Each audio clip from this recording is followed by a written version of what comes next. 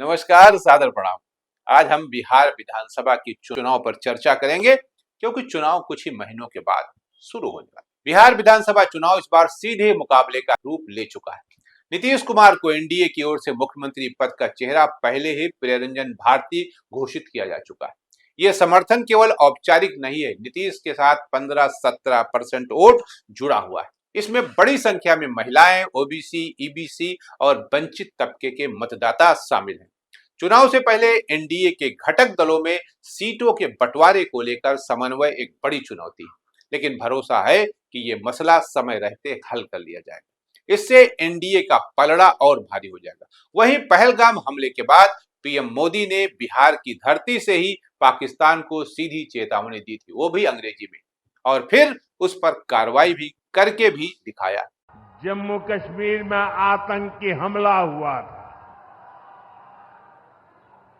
हमारे कितने निर्दोष नागरिक मारे गए। इस जघन्य आतंकी हमले के बाद, एक दिन के बाद मैं बिहार आया था और मैंने बिहार की धरती से देश को वादा किया था, वचन दिया था, बिहार की धरती पर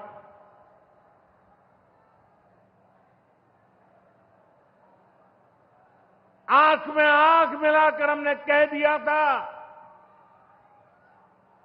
आतंक के आकाओं के ठिकानों को मिट्टी में मिला दिया जाएगा।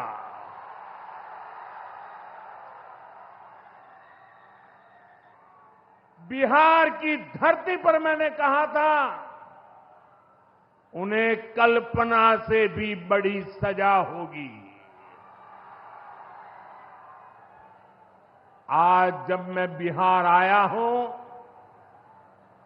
तो अपने वचन पूरा करने के बाद आया हूं।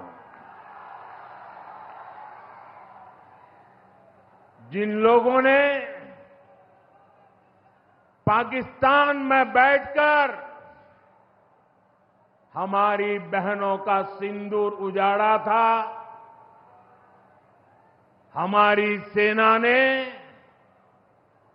उनके ठिकानों को खंडहर में बदल दिया है। भारत की बेटियों के सिंदूर की शक्ति क्या होती है, ये पाकिस्तान भी देखा और दुनिया ने भी देखा। एनडीए के सामने महागठबंधन है, इसमें कांग्रेस भी शामिल है, लेकिन वो तेजस्वी यादव को मुख्यमंत्री पद का चेहरा मानने से हिचक रही है। यही लालू को हमेशा कोशिश रही है कि कांग्रेस को सिर्फ सहयोगी की भूमिका तक सीमित रखा जाए। तेजस्वी को मुख्यमंत्री बनते देखना लालू की बड़ी ख्वाहिश है और ये इसके लिए कोई कसर नहीं छोड़ना चाहते। अब तक उन्होंने कांग्रेस को किनारे रखकर वाम दलों को ज्यादा अहमियत दी थी, लेकिन इस बार वो संतुलित रूप में देख रहे हैं इसे। महागठबंधन के लिए सबसे बड़ी चुनौती है सभी सहयोगी दलों को संतुलित तरीके से सीटें देना। इसमें वाम दल, कांग्रेस यानी मुकेश सहनी और पशुपत पारस की पार्टियां शामिल। अगर संतुलन नहीं बना तो अंदरूनी खींचतान से गठबंधन कमजोर पड़ सकता है। आरजेडी के सामने तेज प्रताप यादव की वजह से भी संकट खड़ा हो गया है। आप सबको पता है कि तेज प्रताप यादव लालू प्रसाद जी के बड़े पुत्र हैं और जिन्होंने अभी पिछले हफ्ते 6 वर्ष के लिए उनको पार्टी से निकाल दिया है। उन्होंने अपनी पोस्ट में लिखा था कि वो 12 सालों से रिलेशनशिप में है।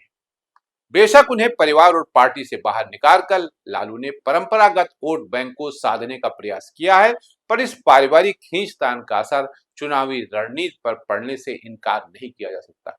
दूसरे दलों की बात करें तो असदुद्दीन ओवैसी की पार्टी एआईएमआईएम भी मुस्लिम वोटों पर नजर गड़ाए बैठी।